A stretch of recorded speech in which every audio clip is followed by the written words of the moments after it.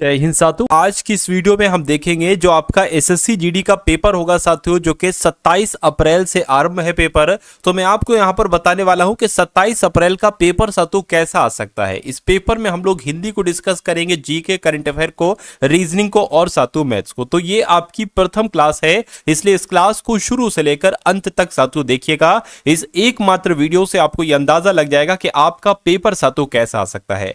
तो सबसे पहले हिंदी के 20 सवाल जैसे आपके एग्जाम में आएंगे, उसके बाद जीके, जीएस और करंट अफेयर होगी, फिर रीजनिंग और मैथ्स होगी।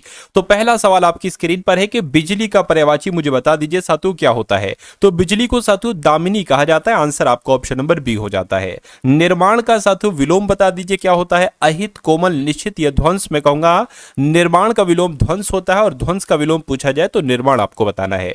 उसके बाद देखिए खाली जगह वाले दो सवाल आएंगे साथियों आपके एग्जाम में एसएससी जीडी में। घोड़ा हिनहिना रहा है, तो घोड़ा हिनहिनाता है, बिल्कुल कूकता नहीं है, मिमियाता नहीं है, भौंकता नहीं है, घोड़ा हिनहिना रहा है। आंसर आपको ऑप्शन नंबर ए हो जाता है।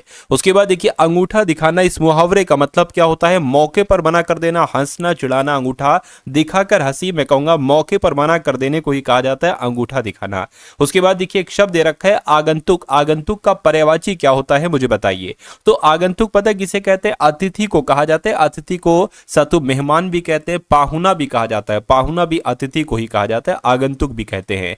अपने मुंह मियां मिट्ठू, इस मुहावरे का मतलब क्या होता है, अपनी प्रशंसा स्वयं करना। आपने देखा होगा कुछ लोग अपनी तारीफ खुद करते रहते हैं, तो उनको ही कहा जाता है अपने मुंह मियां मिट्ठू बनना। आंसर आपका ऑप्शन नंबर ए है, तो बिल्कुल करेक्ट है। सही वर्तनी वाले शब्द का चयन करिए। आपको बताना है अजन्मा कैसे लिखा जाता है। ये आजन्म गलत है, ये भी गलत है, ये अजन्म है, गलत है। अजन्मा ऐसे लिखा जाता है जैसे आपका ऑप्शन नंबर डी में लिखा हुआ है अजन्मा। उसके बाद देखिए अगला सवाल आपसे पूछा जा रहा है कि दिए गए वाक्य का वो भाग याद करिए जिसमें कोई त्रुटि है। युवक ही किसी देश को शक्ति का आधार होते हैं, गलत है साथियों। युवक ही किसी देश की शक्ति का आधार होते हैं, ये होना चाहिए। तो किसी देश की शक्ति, यहां पर की आना चाहिए। तो दिक्कत कहां पर है, दिक्कत यहां पर है, यहां पर है, तो यही आपका जवाब हो जाता है। दिए गए वाक्य में रेखांकित खंड को प्रतिस्थापित करने के लिए सबसे उपयुक्त विकल्प का चयन करिए। आज सुबह से बारिश हो रही है और बच्चा बारिशे में नहा रहा है। बारिशे थोड़ी ना होता है साथियों, बच्चा बारिश में नहा रहा है, ये होना चाहिए। तो बच्चा बारिश में नहा रहा है, ये यहां पर आएगा। आंसर आपको ऑप्शन नंबर ए हो जाएगा। उसके बाद देखिए आज प्रत्येक गांव में बंदरगाह, क्या गांव में बंदरगाह खोले जा रहे हैं, नहीं, या बंदरगाह या साथियों विश्वविद्यालय खोले जा रहे हैं, हवाई अड्डे भी नहीं, मैं कहूंगा विद्यालय खोले जा रहे हैं प्रत्येक गांव में। तो आंसर आपको ऑप्शन नंबर डी हो जाता है। उसके बाद देखिए जो देखने योग्य हो उसके लिए क्या एक शब्द होगा, उसको दर्शनीय कहा जाता है, जो देखने योग्य हो, है ना। अगला देखिए साथियों अमृत का आपसे पर्यायवाची पूछा जा रहा है। तो अमृत के तो बहुत सारे पर्यायवाची होते हैं। अमृत को सुधा कहते हैं, सोम कहते हैं, अम्य कहते हैं, और उसके अलावा अमृत को पीयूष भी कहा जाता है। तो आंसर आपका अगर ए है तो बिल्कुल करेक्ट है। आंखों में धूल झोंकना, इस मुहावरे का मतलब क्या होता है। क्या इसको आंखों से धूल उड़ाना कहते हैं, घायल करना कहते हैं, नहीं साथियों धोखा देने को कहा जाता है आंखों में धूल झोंकना। तुमने तो मेरी आंखों में धूल झोंक दिया, यानी कि तुमने तो मुझको धोखा दे दिया। जो देखने में प्रिय लगे उसके लिए एक शब्द क्या हो सकता है, तो उसको प्रियदर्शी कहा जाता है साथियों, जो देखने में प्रिय लगे। अगला सवाल है अपनी हत्या करने वाला। अपनी हत्या करने वाले को क्या कहा जाता है, मित्रघाती, पराघाती, नहीं साथियों उसको आत्मघाती कहा जाता है अपनी हत्या करने वाले को। किसी दूसरे को घायल करने वाले को या मारने वाले को पराघाती कहा जाता है साथियों। मित्रघाती किसे कहते हैं, मित्र को नुकसान पहुंचने वाले को मित्रघाती कहा जाता है।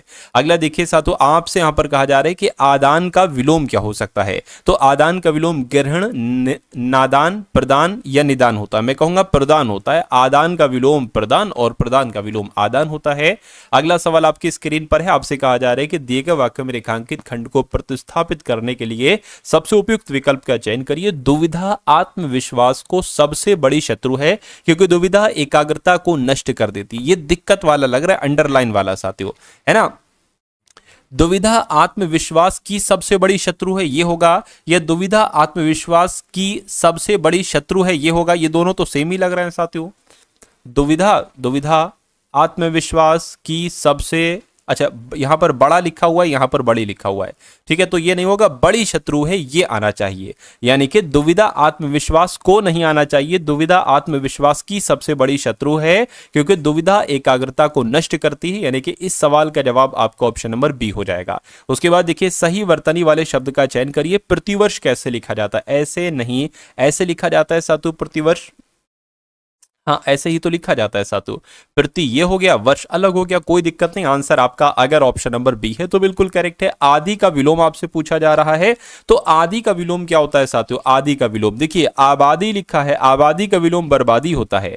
आरंभ का विलोम अगर आपसे पूछा जाए तो अंत होता है, लेकिन अगर आदि का विलोम पूछा जाए तो अनादि आपको बता देना है। नेक्स्ट नंबर का सवाल देखिए, विकास कहां कमाने वाला सदस्य है, या विकास घर कमाने वाला सदस्य है, विकास एकमात्र कमाने वाला सदस्य है? बिल्कुल साथियों, विकास एकमात्र कमाने वाला सदस्य है। आंसर आपको ऑप्शन नंबर डी होगा। 20 सवाल आपके हो चुके हैं हिंदी के। अब पूरे 20 सवाल हम लोग देखेंगे जीके जीएस के और करंट अफेयर के, जो कि आपके एग्जाम में आने की इसकी पूरी संभावना, इसलिए बहुत ध्यानपूर्वक आप इन सवालों को देखिएगा अगर आप वाकई में अपने इस एग्जाम को क्रैक करना चाहते हैं। और ये समझ लीजिए साथियों, चैनल पर अगर आप लोग नए हैं तो चैनल को सब्सक्राइब करके बेल आइकन पर क्लिक कर दीजिए। वीडियो को लाइक नहीं किया, वीडियो को लाइक कर दीजिए। अगर चैनल सब्सक्राइब आप कर लेंगे, और बिल्कुल बेसिक से मैंने उठाया है, आज पहली क्लास है ये समझ लीजिए, तो आज अगर पहली क्लास से आप जुड़ते हैं तो हर एक छोटी छोटी चीज मैं आपको बताऊंगा जो जो आपके एग्जाम में आएंगी। हर एक चीज मेरा मानना है, अगर आप आज से लेकर अपनी परीक्षा तक हर एक क्लास को देखते हो तो 80 से 85% पेपर आप बहुत आराम से कर सकते हो।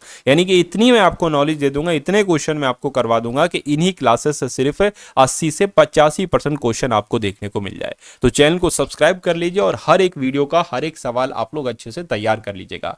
चलिए, तो अब जीके के 20 सवालों को हम लोग स्टार्ट करते हैं। किस इतिहासकार ने 8 सुल्तानों का काल देखा था? ये बहुत बार आ चुका है साथियों, अमीर खुसरो ने 8 सुल्तानों का काल देखा था। किसने पद्मावत की रचना की थी? तो मलिक मोहम्मद जायसी ने साथियों पद्मावत की रचना की थी। उसके बाद देखिए, खुसरो खां की हत्या करके किसने दिल्ली सल्तनत पर तुगलक वंश की नींव डाली थी? तो मैं कहूंगा गाजी मलिक इनका नाम है, और गाजी मलिक ने ही खुसरो खां की हत्या करके दिल्ली सल्तनत पर तुगलक वंश की नींव डाली थी। उसके बाद देखिए, असहयोग आंदोलन के दौरान किसने पटना कॉलेज छोड़ दिया, जबकि उसकी परीक्षा के केवल 20 दिन ही बचे थे? पता किन की बात चल रही है साथियों? ये बात चल रही है जयप्रकाश नारायण की। असहयोग आंदोलन के दौरान इन्होंने उसमें भाग लिया था, पटना कॉलेज छोड़ दिया था, और जबकि उनकी एग्जाम में साथियों 20 दिन ही बाकी थे। काकोरी ट्रेन डकैती एक्शन में किन क्रांतिकारियों को फांसी की सजा दी गई थी? तो साथियों, क्या राम प्रसाद बिस्मिल और अशफाक उल्लाह खां को, वी सावरकर, वासुदेव चापेकर को? मैं कहूंगा राम प्रसाद बिस्मिल और अशफाक उल्लाह खां को काकोरी ट्रेन डकैती एक्शन में फांसी की सजा दी गई थी। भारत की किस नदी का अंतर्देशीय जल निकास है? तो मैं कहूंगा लूनी आपका जवाब होगा, यानी कि भारत की जो लूनी नदी है, इस नदी का अंतर्देशीय जल निकास है। आंसर आपको ऑप्शन नंबर डी होगा। निम्नलिखित में से किस एक नदी को पहले वितस्ता के नाम से जाना जाता था? यानी कि झेलम नदी का जो प्राचीन नाम था साथियों वो वितस्ता था, पहले वितस्ता कहा जाता था झेलम नदी को, ये आपको मालूम होना चाहिए। राज्य कार्यपालिका का उल्लेख भारतीय संविधान के किस भाग के अंतर्गत है? आपसे पूछा जा रहा है, तो मैं कहूंगा भाग 6 के अंतर्गत है ना।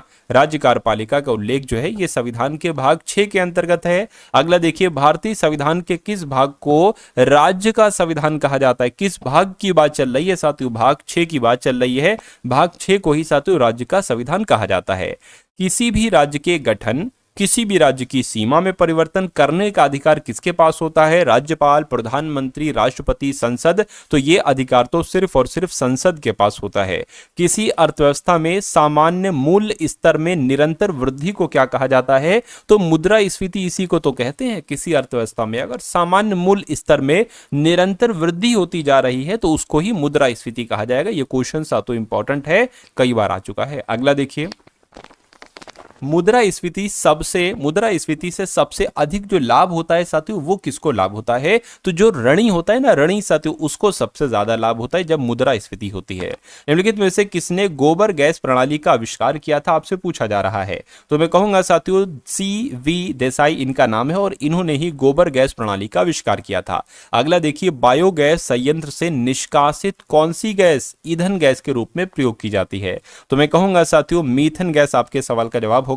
बायोगैस संयंत्र से निष्कासित मीथेन गैस ईंधन गैस के रूप में प्रयोग की जाती है। अगला देखिए, हाल ही में अपने सभी शहरी नगर निगमों में 100% स्मार्ट ग्रिड कवरेज हासिल करने वाला पहला बड़ा राज्य कौन बन चुका है? तो करंट अफेयर के कुछ सवाल साथों देख लीजिए, कौन बन चुका है? मैं कहूंगा अपना उत्तर प्रदेश बन चुका है। मतलब अपने सभी शहरी नगर निगमों में वो स्मार्ट 100% स्मार्ट ग्रिड कवरेज हासिल करने वाला पहला बड़ा राज्य उत्तर प्रदेश बन चुका है। अगला देखिए, किसे भारतीय महिला हॉकी टीम का कोच नियुक्त किया गया? ये क्वेश्चन भी साथियों बहुत इंपॉर्टेंट है। इनका नाम है शॉर्ड मारिन और शॉर्ड मारिन को ही भारतीय महिला हॉकी टीम का कोच नियुक्त किया गया है। जल्लीकट्टू 2026 इसकी शुरुआत कहां पर हुई है? तो ये कहां पर होता है? ये साथियों तमिलनाडु में होता है। ये बात आप लोग अच्छे तरीके से जानते हैं। अगला सवाल आपकी स्क्रीन पर है। आपसे कहा जा रहा है, आपसे यहां पर साथियों कहा जा रहा है कि ममादी डोम्बोया को किस देश का राष्ट्रपति नियुक्त किया गया है? किस देश का राष्ट्रपति नियुक्त किया गया है साथियों? गिनी का राष्ट्रपति नियुक्त किया गया है। किसको?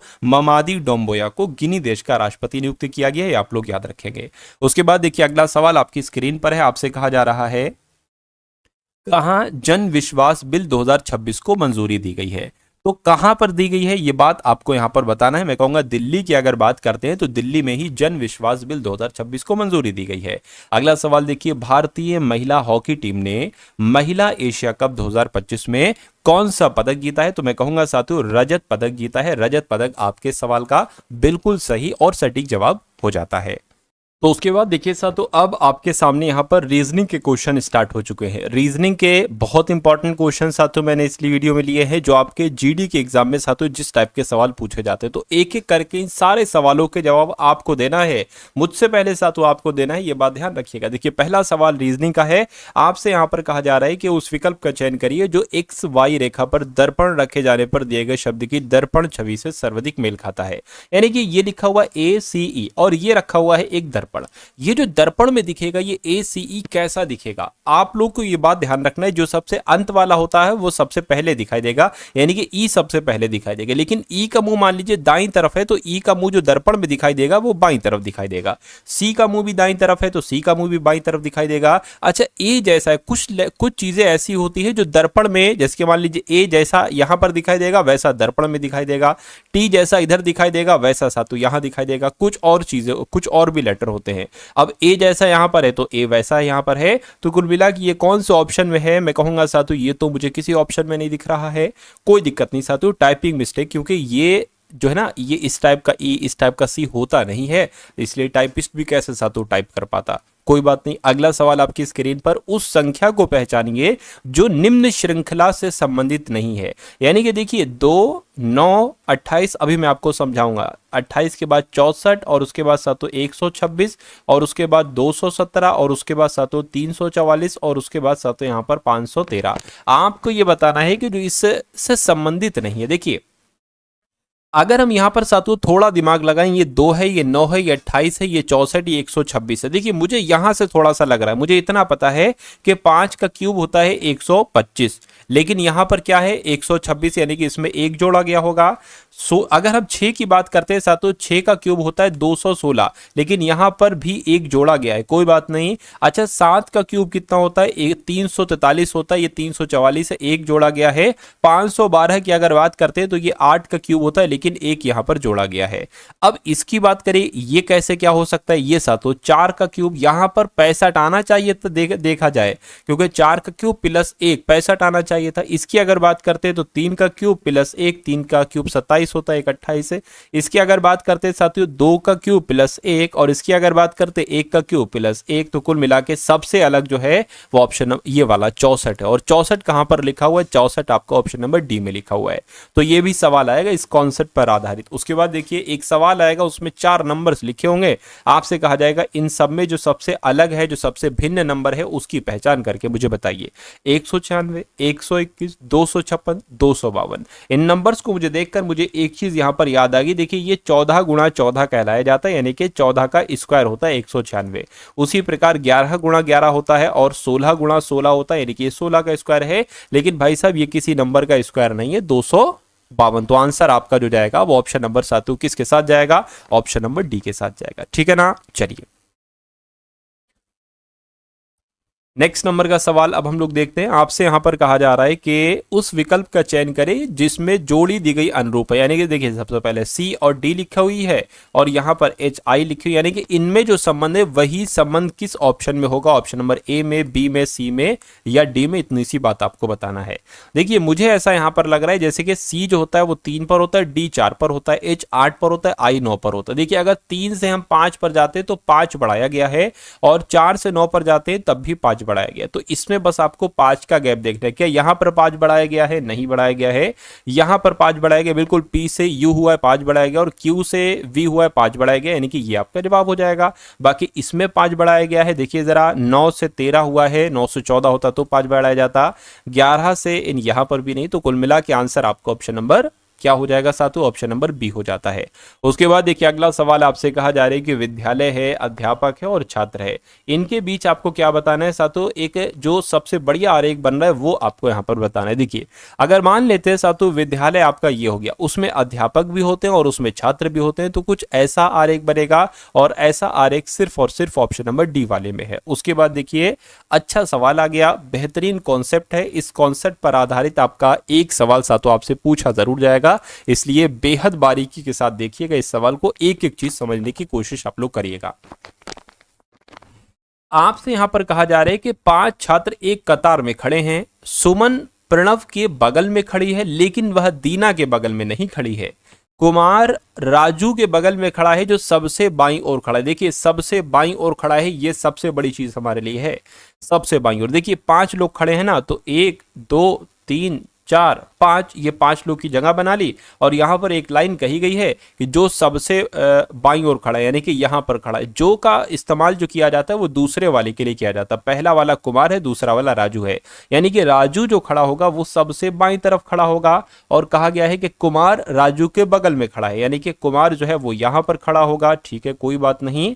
और दीना क्या कहा? कुमार राजू के बगल में खड़ा है जो सबसे बाईं ओर है और दीना कुमार के बगल में नहीं खड़ी है, यानी कि दीना यहां पर नहीं खड़ी है। तो जाहिर सी बात है फिर दीना यहां पर होगी या फिर यहां पर हो सकती है दीना। अब शुरू से एक बार पढ़िए, सुमन प्रणव के बगल में खड़ा है, सुमन प्रणव के बगल में खड़ा है लेकिन वह दीना के बगल में नहीं खड़ा, यानी कि सुमन जो है ना दीना के बगल में नहीं खड़ा है। तो एक ही हो सकता है साथियों, दीना को आप यहां पर बैठा लिए और सुमन को आप यहां पर बैठा लिए, है ना, ये हो सकता है।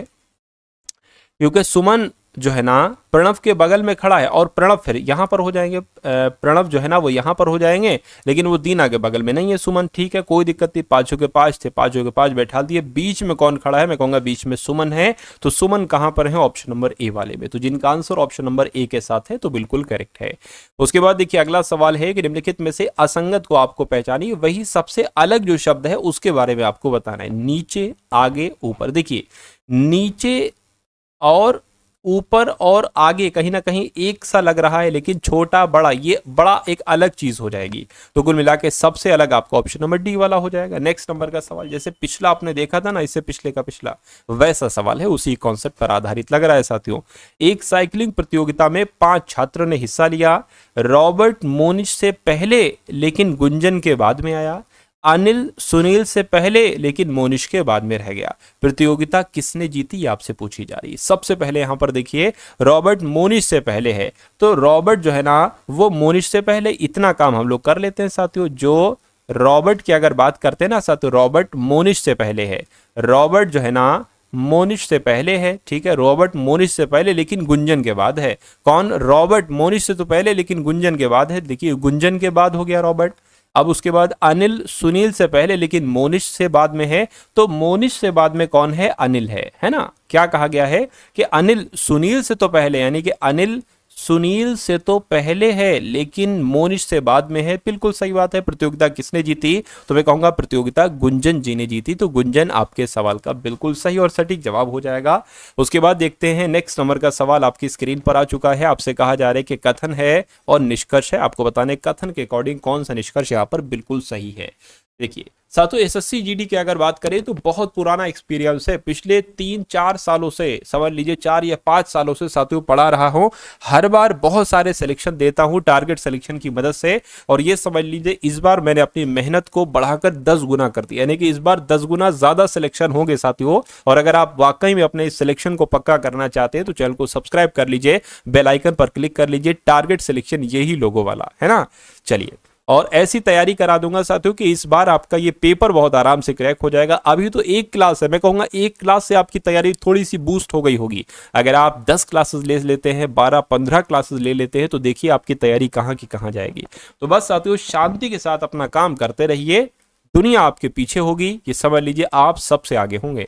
देखिए कथन की अगर बात करें, कुछ गुड़ियां फूल हैं, तो जैसे जैसे कहा जा रहा है वैसे वैसे करते जाएंगे। मान लीजिए गुड़ियां हो गई, और इतनी गुड़ियां, मान लीजिए कुछ गुड़ियां क्या है, कुछ गुड़ियां फूल हैं, ठीक है।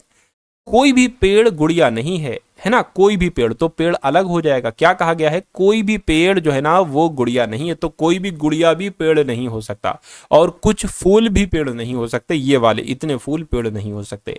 अब निष्कर्ष को देखिए और बताइए आपका निष्कर्ष यहां पर कौन सा सही लग रहा है, कौन सा गलत है, बताइए। कोई गुड़िया पेड़ नहीं है, बिल्कुल साथियों, जब कोई पेड़ गुड़िया नहीं हो सकता तो कोई गुड़िया पेड़ कैसे हो सकती है, बात बिल्कुल सही कही है। कुछ फूल पेड़ हैं, कुछ फूल पेड़ है नहीं, इसके बारे में हम नहीं कह सकते। हाँ, इतना तो हमें पता है कि कुछ फूल पेड़ नहीं है, लेकिन ये नहीं कह सकते कुछ फूल पेड़ है नहीं है। देखिए दूर दूर से कोई लेना देना नहीं इनका, तो ये आपका गलत मान लिया जाएगा, यानी कि केवल निष्कर्ष ए का अनुसरण करता है, ऐसा ऑप्शन नंबर डी में लिखा हुआ है। उसके बाद देखिए अगला सवाल आपकी स्क्रीन पर है, आपसे यहाँ पर कहा जा रहा है कि बैल का संबंध जैसे गाय से है, वैसे ही शेर का संबंध यहाँ पर किससे होगा, ये आपसे पूछा जा रहा है। देखिए बैल का विलोम होता है गाय, है ना, तो शेर का विलोम क्या होता है, मैं कहूंगा शेरनी होता है। क्या यहां पर कहीं ऑप्शन में शेरनी लिखा हुआ है, बिल्कुल लिखा हुआ है, ऑप्शन नंबर बी में लिखा हुआ है। उसके बाद देखिए अगला सवाल आपकी स्क्रीन पर, आपके सामने यहां पर भी कथन है और यहां पर भी निष्कर्ष आपको दे रखे हैं। आपसे कहा जा रहा है जापान में काम करने वाले सभी वैज्ञानिक प्रतिभाशाली हैं, ठीक है, मतलब जापान में जितने लोग वैज्ञानिक हैं वो प्रतिभाशाली हैं। जापान में कुछ चीनी वैज्ञानिक काम कर रहे हैं, मतलब चीनी वैज्ञानिक हैं वो भी प्रतिभाशाली होंगे, क्योंकि वो भी वैज्ञानिकों के अंतर्गत आ गए हैं। अब निष्कर्ष को देखिए और बताइए आपका निष्कर्ष कौन सा सही है। चलिए यहां पर अगर बात करें, कुछ कोई भी चीनी वैज्ञानिक प्रतिभाशाली नहीं, ये बात गलत है। देखिए चीनी वैज्ञानिक जापान में काम कर रहे हैं, है ना, जापान में कुछ चीनी वैज्ञानिक काम कर रहे हैं तो वो भी प्रतिभाशाली होंगे, लेकिन यहां पर कहेंगे चीनी वैज्ञानिक प्रतिभाशाली, तो ये गलत है। कुछ प्रतिभाशाली चीनी वैज्ञानिक जापान में कर रहे हैं, ये बात बिल्कुल सही है। सभी प्रतिभाशाली वैज्ञानिक जापानी हैं, है ना, सभी मतलब प्रतिभाशाली वैज्ञानिक जो है ना वो जापानी है, ये बात इससे इसका लेना देना नहीं है, संबंध नहीं, तो गलत हो जाएगा। कुछ चीनी वैज्ञानिक प्रतिभाशाली, ये भी सही हो जाएगा, यानी कि दूसरा और चौथा आपका बिल्कुल सही है, ऐसा ऑप्शन नंबर डी में लिखा हुआ है। अगला सवाल आपकी स्क्रीन पर है, देखिए इस सवाल को और बताइए आपका जवाब क्या होगा। आपसे कहा जा रहा है कि एक बैग में 1:3:5 के अनुपात में 25 पैसे, 10 पैसे, 5 पैसे के सिक्के हैं। यदि सब मिला के राशि 40 रुपए बनती है तो बताइए 5 पैसे के कितने सिक्के हैं। तो 5 पैसे के, ये 5 पैसे के कितने सिक्के हैं, 5 सिक्के हैं। तो कुल मिला के इसको अगर हम साथियों 1x को x मान ले, इसको हम 3x मान ले और इसको हम 5x मान ले, तो कहा जा रहा है कि 5 पैसे के कितने सिक्के हैं। तो आपको 5x के कितने सिक्के हैं, 5 सिक्के हैं। तो मैं कहूंगा आपको फाइनली 5x की वैल्यू बताना होगी। सबसे पहले आपको x की वैल्यू यहां पर निकालना होगी। चलिए ट्राई करते हैं, देखते हैं कैसे सवाल होगा। देखिए अगर मान लीजिए 25 पैसे का एक सिक्का है तो कितने रुपए हो जाएंगे, मैं कहूंगा साथियों यहां पर अगर बात करें 0.25x रुपए हो जाएंगे, ठीक है। 10 पैसे के 3 सिक्के हैं तो कितने रुपए हो जाएंगे, 0.3x रुपए हो जाएंगे। 5 पैसे के 5 सिक्के हैं तो 5 पंजे 25, यानी कि 0.25x रुपए हो जाएंगे। अच्छा, ये कुल धनराशि जो बनती है आपकी वो 40 रुपया बनती है, तो 40 इनका योगफल आ जाएगा। अब इनको जरा जोड़ लीजिए, 50, 25 प्लस 25 50 हो जाएगा, और ये आपका साथियों कितना हो जाएगा, है ना।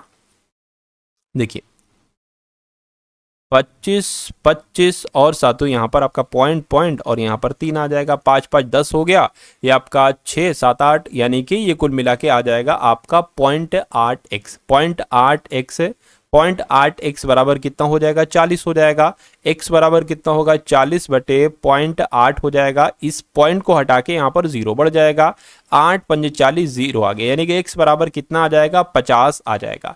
तो 5 पैसे के सिक्के कितने हैं, मैं कहूंगा 5 पैसे के सिक्के जो हैं वो 5x के अनुपात में है, यानी कि x का मान अगर 50 है तो 5x की वैल्यू क्या होगी, तो 5 गुणा 50 कितना हो जाएगा, 250 हो जाएगा। मैं कहूंगा 5 पैसों के सिक्के कितने हैं, मैं कहूंगा 250 है, तो 250 आपके सवाल का बिल्कुल सही और सटीक जवाब हो जाएगा भाई। बहुत बढ़िया, वेरी गुड क्लास। चलिए साथ उसके बाद देखते हैं नेक्स्ट नंबर का सवाल आपकी स्क्रीन पर है। आपसे कहा जा रहा है कि एक हॉल 15 मीटर लंबा है और 12 मीटर चौड़ा है। एक हॉल मान लीजिए यहां पर हमने बना लिया, ये जो है ना ये साथियों 15 मीटर लंबा है और 12 मीटर चौड़ा है। यदि फर्श और छत के क्षेत्रफल का योग चारों दीवारों के क्षेत्रफल के योग के बराबर है तो हॉल का आयतन क्या होगा। चलिए देखिए, अगर फर्श और छत के क्षेत्रफल की अगर हम बात करते हैं साथियों, यहां पर जिक्र आया है फर्श और छत का क्षेत्रफल, है ना, फर्श और छत का क्षेत्रफल। देखिए अगर होता फर्श का क्षेत्रफल तो ये लंबाई हो जाती, है ना, ये चौड़ाई हो जाती। तो फर्श का क्षेत्रफल क्या होता, लंबाई गुणा चौड़ाई, है ना, लंबाई गुणा चौड़ाई हो जाता। या अगर बात करते हैं साथियों जो छत है, छत का भी वही क्षेत्रफल होगा। तो एक काम करिए, ये लंबाई हो जाएगी साथियों, है ना। अगर बात करते हैं साथियों, ये मान लीजिए क्या होगी, लंबाई हो गई और गुणा ये क्या हो गई, चौड़ाई हो गई। इसकी अगर आप 2 से गुणा कर देंगे तो हमें फर्श और छत का क्षेत्रफल मिल जाएगा, है ना, कोई दिक्कत नहीं। अब उसके बाद अगर बात करें चारों दीवारों का क्षेत्रफल हमें निकालना है। चारों दीवारों का क्षेत्रफल, क्या चारों दीवारों का क्षेत्रफल, क्या सूत्र क्या होता है साथियों, 2l इंटू बी, यानी कि लंबाई गुणा चौड़ाई और गुणा यहाँ पर h हो जाएगा। इतनी बात साथियों क्लियर है अगर तो बहुत अच्छी बात है। चलिए भाई, यानी कि ये दोनों चीजें बराबर हैं। क्या कहा गया, यदि फर्श और छत का क्षेत्रफल का योग, यानी कि ये चारों दीवारों के क्षेत्रफल के योग के बराबर है, यानी कि ये और ये बराबर हैं। अगर हम इसको मान ले साथियों, l गुणा बी, लंबाई गुणा चौड़ाई बराबर 2l प्लस बी और गुणा h, यानी कि ये दोनों बराबर है। कोई दिक्कत नहीं है। अब यहां पर साथियों लंबाई कितनी दी गई है, 15, और चौड़ाई कितनी दी गई है, 12। यहां पर अगर बात करते हैं लंबाई चौड़ाई ये जुड़ जाएंगे तो कितना हो जाएगा साथियों, एक काम करिए गुणा करके 27 लिख दीजिए। और h, यानी कि h हमें अभी नहीं पता है तो h का मान हमें यहां पर निकाल लेंगे। जब h का मान निकल आएगा तो हॉल का आयतन बहुत आराम से निकल आएगा। लंबाई चौड़ाई ऊंचाई यही तो होता है साथियों हॉल का आयतन। चलिए ट्राई करिए, यहां से निकालिए साथियों। देखिए 2 से आपका 2 कैंसिल हो जाएगा और ये कितना आएगा साथियों, यहां पर गुणा होके 15 गुणा 12 की अगर बात करते हैं तो 10 हो जाएगा, 3 हो जाएगा और 15 यहां पर आ जाएगा 0, 8, 1, 180 यहां पर आ जाएगा, 180 बटे 27 आ जाएगा। ये h का मान निकलेगा। इसको कट करिए, 3 नीम 27, 3 छंग 18, 0 आ गया, है ना, इतना आ गया साथियों। 3 से और कट करें, 3 दूना 6, 3 3 9, यानी कि h का मान साथियों अभी आपका कितना आया है, 20/3 आया है, 20/3 आया है। कोई दिक्कत है, कलर चेंज कर लेता हूं साथियों मैं ताकि आपको सही तरीके से दिखे। अब यहां पर अगर हम लोग बात करते हैं साथियों, देखिए अब हॉल का आयतन क्या होता है, लंबाई गुणा चौड़ाई गुणा ऊंचाई। तो साथियों अब हमें ऊंचाई पता है, ऊंचाई ही तो हमें ज्ञात करना थी, हॉल का आयतन निकालना है हमें, यहां पर लिखा हुआ है। तो 15 गुणा 12 गुणा 20/3 हो जाएगा, 3 पंजे 15 हो जाएगा, और है ना, और 12 पंजे 60 हो जाएगा, 60 गुणा 20 कितना हो जाएगा, 6 दूना 12, यानी कि 1200 हो जाएगा। यानी कि हॉल का आयतन कितना निकलेगा साथियों, 1200 निकलेगा, और 1200 आपके सवाल का बिल्कुल सही और सटीक जवाब हो जाएगा। उसके बाद देखिए साथियों अगला सवाल है, कहा जा रहा है कि मामला ए, एक दुकान में लाभ लागत का 340% है। यानी कि ए की अगर बात करें, मान सकते हैं कि 340 का लाभ हुआ है, 340 का लाभ हुआ है, ठीक है भाई साहब। मामला बी की अगर बात करें, लागत 32% बढ़ जाती है। यदि लागत 32% बढ़ जाती है, यहां पर यह बताया गया है, ठीक है। तो मामला ए में विक्रय मूल्य का लगभग कितना प्रतिशत लाभ है। देखिए सबसे पहली बात, आप एक बात ये सुनिए, लागत मूल्य हम मान लेते हैं कितना है, लागत मूल्य हम 100 मानते हैं, है ना। लागत मूल्य कितना है, लागत मूल्य साथियों मान लीजिए 100 है, और यहां पर कहा गया है कि लाभ जो हुआ है 340 का हुआ है। तो लागत मूल्य अगर 100 है तो लाभ 340 का हुआ है, तो मैं कहूंगा विक्रय मूल्य कितना हो जाएगा साथियों, सेलिंग प्राइस कितना हो जाएगा, 340 प्लस 100 440 हो जाएगा। कितना हो जाएगा? 440 हो जाएगा, विक्रय मूल्य हो जाएगा। उसके बाद कहा गया है कि यदि लागत 32% बढ़ जाती है, लागत की अगर बात करते हैं 32% बढ़ जाती है तो ये 132 हो जाती है। ठीक है, कोई बात नहीं। तो कहा जा रहा है कि मामला ए में विक्रय मूल्य का लगभग कितना प्रतिशत लाभ होगा, तो दोनों को घटाइए, यानी और इसको प्रतिशत में बदलिए, 440 माइनस 132 बटा कितना आ जाएगा? 440 आ जाएगा। और यहां पर अगर बात करते हैं साथियों, ये आपको गुणा हो जाएगी प्रतिशत में बदलने के लिए। तो इसको साथियों घटाइए, कितना आ जाएगा? 440 में से 132 जाएगा, ये आपका 803 308 गुणा 100 बटे 440 यहां पर आ जाएगा। और गुणा साथियों, गुणा तो हमने लगा ही दिया, गुणा 100 तो लगा ही दिया है। उसके बाद देखिए अगले स्टेप की अगर बात करें तो इस जीरो से आपका ये जीरो कैंसिल हो जाएगा, दो पंजे और दो से कट करेंगे साथियों 22 यहां पर आ जाएगा। और कट करेंगे साथियों, दो एकम दो आ जाएगा, दो पंजे 10, दो चौक आ जाएगा। क्या 11 से ये कटेगा साथियों? देखिए 11 एकम 11, 11 एकम 11 कितना चला जाएगा? 4, 11 चौक 44 हो जाएगा। तो कुल मिला के 14 पंजे कितना आ जाएगा? 70 आ जाएगा, यानी कि 70% लाभ होगा। और ऐसा कहां पर लिखा हुआ है? ऐसा आपका ऑप्शन नंबर बी पे लिखा हुआ है। एक बार इसको एक बार और देख लीजिएगा आप लोग अच्छे तरीके से, ठीक है ना। चलिए उसके बाद देखिए साथियों, अगले नंबर का सवाल आपकी स्क्रीन पर है।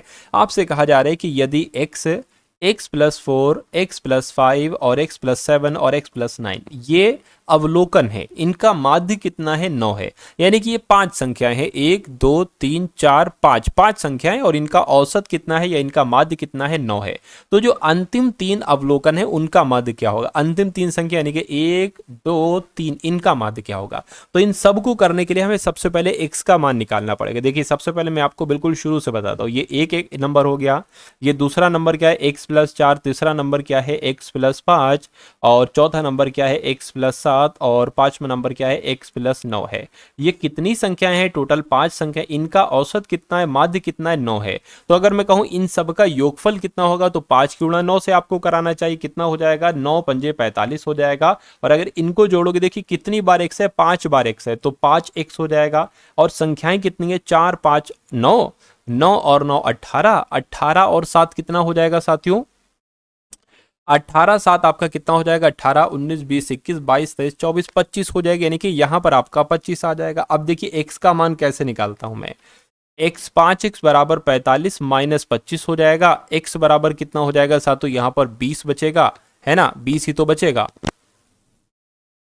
हाँ 20 बचेगा, और 5 यहां पर आ जाएगा, 5 चौक आपका 20, यानी कि x बराबर जो आपका आया है वो 4 आया है। तो अंतिम 3 संख्याओं का माध्य कैसे निकालेंगे? देखिए ये हमें x बराबर जब 4 है तो 4 और 5 कितना हो जाएगा? 9, यानी कि ये संख्या 9 हो जाएगी। x प्लस 7 यानी कि 4 प्लस 7 कितना हो जाएगा? 11 हो जाएगा। और 4 प्लस 9 कितना हो जाएगा साथियों? 13 हो जाएगा। कितनी संख्या है? 3 है। बस इसको कैलकुलेट आपको करना है। 9 और 11 20 30 33, 33 बटे 3 की अगर बात करते हैं तो 11 आ जाएगा। तो मैं कहूंगा अंतिम 3 अवलोकनों का माध्य कितना होगा? 11 होगा। 11 अगर आपका भी जवाब है तो आपका जवाब बिल्कुल सही हो जाएगा। अगला सवाल आपकी स्क्रीन पर है, देखिए सवाल को और साथियों मुझे बताइए आपका जवाब यहां पर क्या हो सकता है। चलिए आपसे कह रहे हैं कि यदि 15 श्रमिक 10 दिनों में 1800 कमा सकते हैं तो आपसे कहा जा रहा है साथियों, यहाँ पर कुछ मिसिंग है, 8 संख्या है। 8 दिनों में 5 श्रमिकों की अर्जित राशि क्या होगी? 15 श्रमिक 10 दिनों में कितना कमा सकते हैं वो नीचे लिखेंगे। 1800 कमा सकते हैं। 8 दिनों में 5 श्रमिकों की साथियों अर्जित राशि कितनी होगी? मैं कहूंगा x होगी। ठीक है ना। देखिए अब अगर बात करते हैं, बराबर लगा है तो क्रॉस मल्टीप्लाई हमें कर देना चाहिए। ये x इधर आ जाएगा, ये इधर आ गया बराबर, ये 1800 इधर गुणा हो जाएगी। 8 गुणा 5 गुणा 1800 और बटे ये 15 गुणा 10 जो है ना ये नीचे आ जाएगा, 15 गुणा 10। अब इसको कैलकुलेट कर लेंगे, x का मान निकाल लेंगे, वही राशि हो जाएगी। इसको कैलकुलेट करिए साथियों। देखिए 0 से आपका ये 0 कैंसिल हो गया, 5 एकम 5, 5 3 15 हो गया। 3 से अगर इसको कट करेंगे 3 6 18, ये 60 हो गया। तो 8 की गुणा 60 से कर लीजिए, 6 8 48 हो जाएगा और एक 0 लग जाएगा, यानी कि अर्जित राशि कितनी होगी? 680 होगी। 680 आपके सवाल का बिल्कुल सही और सटीक जवाब हो जाएगा। उसके बाद देखिए साथियों, रमन ने 9 वर्ष के बाद साधारण ब्याज के रूप में कितने रुपए 13,300 का भुगतान किया 9 वर्ष में टोटल। कहा जा रहा है कि उन्होंने पहले 2 वर्ष के लिए 6% की दर से, अकेले 3 वर्ष के लिए 9% की दर से और बाकी की अवधि के लिए 14% पर कुछ रकम उधार ली। उन्होंने कितनी रकम उधार ली? बहुत आसान सवाल है, मैं आपको समझा रहा हूं। देखिए टोटल कितने वर्ष हैं? टोटल 9 वर्ष हैं। शुरू के जो 2 वर्ष थे वो 6% की दर से लिए, तो 2 वर्ष 6% की दर से ली, यानी कि 2 छंग 12 यानी कि 12% हो गए। ठीक है, उसके बाद साथियों अगले 3 वर्षों के लिए 9% यानी कि 3 नीम 27% हो गए। टोटल 9 वर्ष हैं, ध्यान दीजिएगा कितने हो गए हैं? पहले आपके 2 वर्ष और 3 वर्ष, 5 वर्ष, 9 वर्ष थे, बचे कितने? 4 वर्ष। तो अब बाकी की अवधि यानी कि 4 वर्ष के लिए 14% पर कुछ रकम उधार ली। तो 4 गुणा 14 कितना हो जाएगा? 14 छंग 56 यानी कि 56% आपके ये होगा। तो देखिए कितने प्रतिशत टोटल हुए? 7 और 2 9 9 और आपका ये 15 हो जाएगा और आपका ये 4 यानी कि 95% आपका हो गया। तो 95% की ही तो वैल्यू आपको यहाँ पर ये दे रखी है 13,300। तो 13,300 जो है ये 95% की यहाँ पर वैल्यू साथियों आपकी आ चुकी है। तो आपसे कहा जा रहा है कितनी रकम उधार दी गई? 100% की वैल्यू आपको बताना है। 100% की वैल्यू यहाँ पर हम लोग निकाल लेते हैं। 95 ये 1% की वैल्यू आ गई। 100% की वैल्यू निकालना है, 100 से गुणा कर दीजिए। चलिए इसको साथियों कैलकुलेट करा लीजिए कैसे क्या हो सकता है। 5 एकम 5, 5 नीम 45 हो जाएगा। इसको अगर कट करें साथियों तो 5 दूना 10 आपका हो जाएगा। 5 छंग आपका 30 हो जाएगा। 5 छंग आपका 30, 0 यहाँ पर आ जाएगा। ठीक है ना, इतनी बात साथियों क्लियर है? अगर इतनी बात साथियों क्लियर है तो कोई दिक्कत नहीं। देखिए अब यहां पर अगर बात करें साथियों इसको कैसे कैलकुलेट करा सकते हैं? क्या 2660 की अगर बात करें साथियों ये 19 से कटता है, देख लेते हैं। 19 एकम 19, 19 एकम 19 हो गया। अब कितना बचा साथियों? 6 और 1 7 यानी कि 7 बचा। अच्छा 19 की अगर बात करते हैं साथियों, 19 चौक कितने होते हैं? 76 होते हैं। 19 चौक 76 हो गया, पूरा कट गया। 0 बचा, ये लग गया और 2 0 ये 100 वाले लग गए। यानी कि उसने कितनी रकम उधार ली थी? 14,000 रकम उधार ली थी। सही जवाब आपका जो जाएगा वो ऑप्शन नंबर डी हो जाता है। अगला सवाल देखिए आपकी स्क्रीन पर। 60 लीटर के एक मिश्रण में दूध और पानी का अनुपात 2:3 है, तो मिश्रण में पानी की मात्रा कितनी होगी? देखिए 2x और 5x यानी कि टोटल कितना हो गया साथियों? 5x, 2x और 3x टोटल 5x। ये 5x की वैल्यू 60 है, तो मैं कहूंगा x की वैल्यू कितनी हो जाएगी साथियों? x की वैल्यू हो जाएगी आपकी, ये कटेगा तो 12 हो जाएगी। x की वैल्यू कितनी हो गई? 12 हो गई। अब अगर बात करते हैं साथियों 2, देखिए x की वैल्यू 12 है, 12 दूना 24 और 12 तिया आपका 36, इनको प्लस करोगे तो 60 आएगा।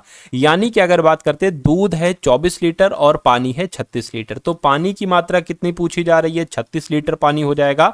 आंसर आपका ऑप्शन नंबर बी हो जाता है। उसके बाद देखिए साथियों अगला सवाल और अंतिम सवाल आपकी स्क्रीन पर है। आपसे कहा जा रहा है कि 8 सेंटीमीटर त्रिज्या वाला एक वृत्त है, वृत्त का क्षेत्रफल है इसको 8 सेंटीमीटर आधार वाले त्रिभुज के क्षेत्रफल के बराबर है। यानी कि एक वृत्त है, क्या है? एक वृत्त है जिसकी त्रिज्या कितनी है? 8 सेंटीमीटर है ना। इस वृत्त का जो क्षेत्रफल है क्या है साथियों? इस वृत्त का जो क्षेत्रफल है वो किसके बराबर है? वो बराबर है साथियों एक त्रिभुज के क्षेत्रफल के। वो एक त्रिभुज के जो, और उस त्रिभुज का जो आधार है ना साथियों वो 8 सेंटीमीटर का है। ये इस त्रिभुज के क्षेत्रफल के बराबर है, ये इस त्रिभुज के क्षेत्रफल के बराबर है। तो वृत्त का क्षेत्रफल क्या होता है साथियों? पाई आर स्क्वायर। ठीक है ना, पाई आर स्क्वायर हो गया। और त्रिभुज का क्षेत्रफल कितना होता है? 1/2 हो जाएगा। और ये साथियों आधार हो जाएगा और यहाँ पर क्या आ जाएगा? ऊंचाई आ जाएगी।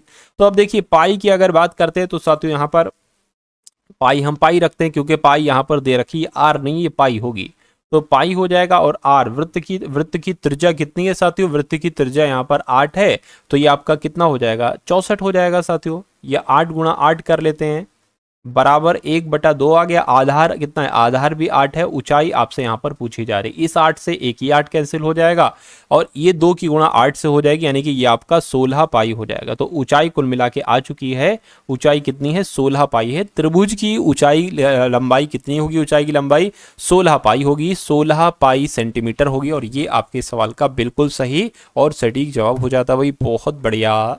Very good class. तो ये क्लास आपको साथियों कैसी लगी? एसएससी जीडी 2026 की आपके एग्जाम के लिए बहुत शानदार साथियों ये क्लास थी। देखिए अगर आप ये पीडीएफ लेना चाहते हैं, कैसी, ये जो पीडीएफ साथियों यहाँ पर है, यानी कि जो भी क्लासेस की पीडीएफ है, अगर आप लेना चाहते हैं तो आपको बिल्कुल निःशुल्क दी जा रही है ना। मैं आपको तरीका बता देता हूँ, डिस्क्रिप्शन में मैंने एक टेलीग्राम ग्रुप दिया है, उस टेलीग्राम ग्रुप में आपको क्लासेस की फ्री पीडीएफ दी जा रही है आंसर्स के साथ।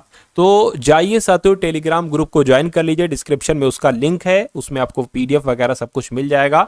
उसके अलावा एक व्हाट्सएप ग्रुप है, उसमें जो जानकारी वगैरह होती है, वैकेंसी की जानकारी, भर्ती की जानकारी, जो भी जानकारी है मतलब वैकेंसीज की, वो आपको देता रहता हूं। तो उस व्हाट्सएप ग्रुप को भी आप लोग ज्वाइन कर लीजिएगा। और इस वीडियो को अगर लाइक नहीं किया तो वीडियो को लाइक कर दीजिएगा। चैनल पर अगर नए हैं चैनल को सब्सक्राइब करके बेल आइकन पर जरूर क्लिक कर लीजिएगा। और अभी कुछ दिन पहले भी साथियों मैंने एसएससी जीडी के लिए क्लासेस बनाई थी, तैयार की थी। उसमें एक एक क्लास में हिंदी, जीके, रीजनिंग, मैथ, ऐसे पूरा पूरा मॉडल पेपर है। तो उन पिछली वीडियोस को भी आप लोग साथियों जाकर जरूर देख लीजिएगा, ठीक है ना। डिस्क्रिप्शन में उनका भी लिंक मैंने दे रखा है। तो उसके अलावा साथियों अब जितनी भी क्लासेस आए सारी की सारी क्लासेस को आपको देखना है, क्योंकि तैयारी आपकी तगड़ी कराना है और इस बार सिलेक्शन आपको साथियों हर हालत में दिलाना ही दिलाना है ना। तो इस वीडियो को अपने मित्रों के साथ, ये जो ग्रुप्स आपके पास हो उन ग्रुप्स वगैरह में इस वीडियो को शेयर कर दीजिएगा। मिलते हैं हम सभी लोग आने वाली वीडियो में। जय हिंद साथियों।